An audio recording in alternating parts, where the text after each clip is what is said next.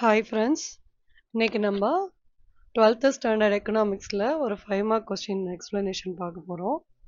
Methods of measuring national income. So national income வந்து ஒரு நாட்டினுடைய வருமானம்னு அர்த்தம். ஸோ அதை எப்படி என்னென்ன மெத்தடில் நம்ம கண்டுபிடிக்கலாம், அந்த நாட்டினுடைய வருமானத்தை எப்படி கண்டுபிடிக்கலாம், மெத்தட்ஸ் என்னென்ன யூஸ் பண்ணுறாங்க அப்படின்றது பார்க்க போகிறோம். இது மொத்தம் 3 மெத்தட் இருக்கு. இதில் production or value added method, income method, factor earning method, அப்புறமா எக்ஸ்பெண்டிச்சர் மெத்தடு. இந்த 3 மெத்தடை நம்ம பார்க்க போகிறோம். அதுக்கு முன்னாடி நம்ம அதோட சும்மா ஒரு இன்ட்ரடக்ஷன், நீங்கள் எக்ஸாமில் எழுதும்போது நிச்சயமாக ஒரு இன்ட்ரடக்ஷன் கொடுத்து தான் எழுதணும். அப்போ தான் நேஷ்னல் இன்கம்னா என்னது அப்படின்றத முதல்ல நம்ம எழுதிட்டு அதோடைய மெத்தட்ஸ் எழுதிட்டு அப்புறமா ப்ரெசென்ட் பண்ணோம். ஒரு ஒரு ஒரு ஃபார்மேட் அப்படி தான் இருக்கணும். இன்ட்ரடக்ஷன் இருக்கணும், அப்புறம் மெத்தட்ஸ் இருக்கணும், அந்த மெத்தட்ஸோட எக்ஸ்ப்ளனேஷன் இருக்கணும், அதுக்கப்புறம் அதோடைய எக்ஸாம்பிள்ஸ் இருக்கணும். நீங்கள் வாஸ்ட்டாக எழுத வேணாம், புரிஞ்சிட்டு உங்களுக்கு என்ன புரியுதோ அதை கரெக்டான இங்கிலீஷில் எழுதுங்க. ஸோ நம்ம முதல்ல பார்க்கலாம். All the goods and services produce in a country must be converted against the money. இந்த இந்தியாவில் எந்த ஒரு கண்ட்ரிலையுமே என்னென்ன ப்ரொடியூஸ் பண்ணுறாங்களோ அந்த ப்ரொடியூஸ் பண்ணுறத ஒரு மணி வேல்யூவில் கன்வெர்ட் பண்ணணும். அந்த மணி வேல்யூவில் கன்வெர்ட் பண்ணாதான் அது அதுக்கு மெஷர் பண்ண முடியும். அப்போ தான் நாட்டோடைய அதாவது இன்கம் வருமானத்தையே கணக்கிட முடியும். All the goods and services produce in the country must B converted against the money value during the year. Thus, whatever produce either for consumption or for saving, எந்த லெவல் எதுக்கு produce பண்ணாலும் சரி national income கீழே வரணும். So thus the national output can be measured of 3 levels, namely production, income, expenditure. ஒரு நாட்டின் உற்பத்தி, நாட்டின் வருமானம், நாட்டின் செலவுகள், இதை யூஸ் பண்ணி தான் இந்த நேஷ்னல் இன்கம்மே மெஷர் பண்ணுறாங்க. ஸோ இப்போ முதல்ல நம்ம output equal to income equal to expenditure, 3 ஈக்குவலாக இருக்கணும். அவுட்புட்ன்றது என்னென்னா இன்கமும் இருக்கணும், அதில் எக்ஸ்பெண்டிச்சரும் இருக்கணும். So first method production or value added method, அதை இப்போ பார்க்க போகிறோம். Product method means the output of the country. It is also called inventory method. அதாவது இன்வென்ட்ரின்னா ஸ்டாக்குன்னு சொல்லுவாங்க. ஸோ எவ்வளோ உற்பத்தி பண்ணி வச்சுருக்கோம் அப்படின்றத பற்றி படிக்கிறது. Under this method gross value of the output from different sector, எல்லா செக்டாரில் இருக்கிற உற்பத்தியையும் நம்ம மெஷர் பண்ணுவோம். இப்போ இண்டஸ்ட்ரிலாம் பிரச்சனை கிடையாது. ஏன்னா இண்டஸ்ட்ரியில் அவங்க ரா மெட்டீரியல்ஸ் எவ்வளோ வாங்குவாங்கன்னு கணக்கு இருக்கும். அதுக்கப்புறமா அது எவ்வளோ ப்ரொடக்ஷன் காஸ்ட் எல்லாமே தே ஆர் அக்கௌண்டபிள். ஆனால் அக்ரிகல்ச்சரை பொறுத்த வரைக்கும் நம்மளால் அப்படி சொல்ல முடியாது. ஏன்னா அக்ரிகல்ச்சர்ன்றது மேன்மேட் திங்ஸ் கிடையாது. அது பூமியை பேஸ் பண்ணி இருக்கு. ஒரு நிலத்துல இருந்து எவ்வளோ உற்பத்தி பண்ணுறாங்க, நிலத்துக்கு நம்ம வேல்யூ போட முடியாது. இருந்தாலும் நம்ம அதை யூஸ் பண்ணுற பெஸ்டிசைட்ஸு இல்லைன்னா மேன்யூரு அதை வச்சு நம்ம பண்ணலாம். ஸோ இண்டஸ்ட்ரி, ட்ரேட் அண்ட் காமர்ஸ்க்குலாம் வி ஹாவ் சம் அக்கௌண்டிங். ஆனால் நம்மளுடைய அக்ரிகல்ச்சருக்கு கிடையாது. அதனால தான் இப்போ நம்ம அதை பற்றி பார்க்க போகிறோம். So GNP market, the value of the final product is derived by the summation of all the values added and in the productive process. To avoid double counting, either the value of final output should be taken into account. சரி, இப்போ ஒரு பொருளை உற்பத்தி பண்ணுறோன்னு வச்சுக்கோங்களேன், அது ஆரம்பிக்கும் போது எவ்வளோ போட்டிருக்காங்க, ஒரு ரா மெட்டீரியல் நிச்சயமாக வாங்குவாங்க. இப்போ ஃபார் எக்ஸாம்பிள் நம்ம ஒரு துணி நெய்கிறோன்னா முதல்ல அதை காட்டனாக வாங்கியிருப்பாங்க. காட்டனை த்ரெட்டாக கன்வெர்ட் பண்ணுவாங்க. த்ரெட்டிலேருந்து அதுக்கப்புறமா அது ஒரு துணியாக மாறும். ஸோ அந்த காட்டனுக்கு தே ஆர் பேயிங், அப்புறமா த்ரெட்டுக்கு தே ஆர் பேயிங். ஸோ எல்லாத்தையுமே டபுள் கவுண்ட் வராமல் நம்ம பார்த்து பண்ணணும். Total production of 64 agricultural commodities is estimated. The output of each crop is measured by multiplying the area shown by the average yield per hectare. ஒரு agriculture கமாடிட்டியை என்ன பண்ணுறாங்கன்னா, ஒரு area எடுத்துக்கோங்கன்னு வச்சுங்களேன், நிலத்துல எவ்வளோ அளவுக்கு அவங்க கிராப்பை விதைச்சிருக்காங்க, எவ்வளோ அவங்க ஏர்ன் பண்ணியிருக்காங்க. இத வச்சு தான் நம்ம கால்குலேட் பண்ணணும். The total output of each commodity is valued at market price. எப்பவுமே மார்க்கெட் பிரைஸ்ல தான் வேல்யூ பண்ணுவாங்க.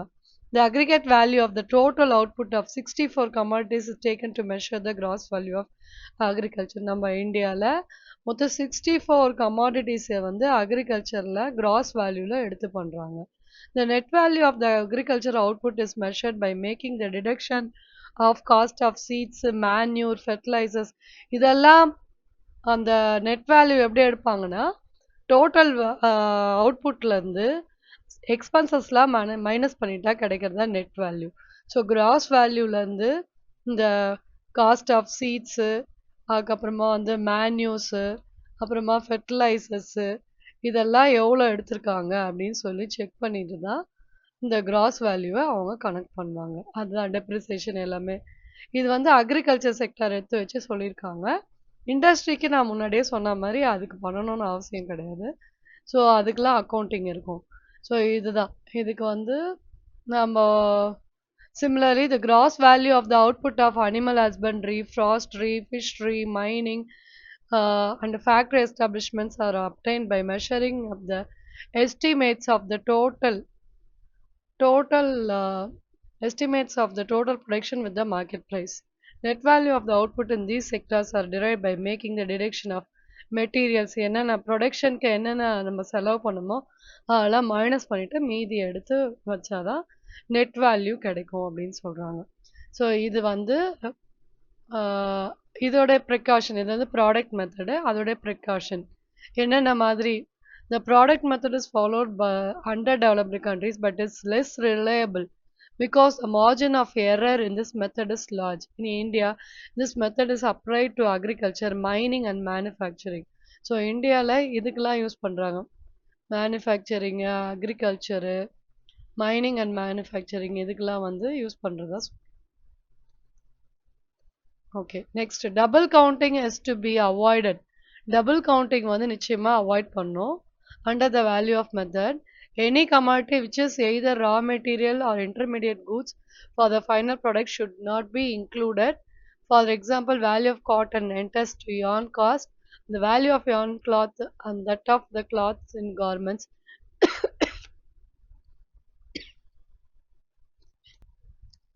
At every stage, value added only should be calculated.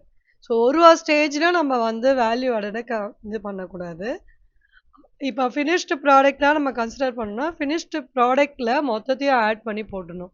இல்லை ரா மெட்டீரியல்ஸாக நம்ம கவுண்ட் பண்ணோம்னா ஃபினிஷ்டு ப்ராடக்ட்லேருந்து இந்த ரா மெட்டீரியல்ஸ் எல்லாம் மைனஸ் பண்ணிட்டு நம்ம காட்டணும். ஸோ அதனால டபுள் கவுண்டிங் ஆகாமல் இருக்கும். The value of output should be used for self consumption should be counted. நம்ம ஓன் யூஸ்க்கு நம்ம வந்து உற்பத்தி பண்றோம்னா கூட அதையும் நம்ம எடுத்துக்கணும். In this case, durable goods sale and purchase of second handல வந்து இது வந்து கொஞ்சம் கஷ்டம். செகண்ட் ஹேண்ட் டியூரபிள் குட்ஸோ இல்லை டியூரபிள் குட்ஸ்னா வந்து ரொம்ப காஸ்ட்லியானது இல்லை ரொம்ப தேவையானது அதுலலாம் கொஞ்சம் கஷ்டம் அப்படின்னு சொல்றாங்க. Next income method. ஃபர்ஸ்ட் பார்த்தது ப்ரொடக்ஷன் மெத்தடு. இது வந்து மெயின்லி நம்ம எக்ஸாம்பிளாக அக்ரிகல்ச்சர் செக்டரை வச்சு பார்த்தோம். இப்போ next income method. In this method approaches national income from the distribution side. டிஸ்ட்ரிபியூஷன்னா உற்பத்தியிலேருந்து அடுத்த ஸ்டேஜில் வந்து இந்த இன்கம் மெத்தட் யூஸ் பண்ணுவாங்க. Under this method, national income is calculated by adding up all the incomes generated in course of production of the national product. So ஒரு product உற்பத்தி பண்ணுறதுக்கு என்னென்ன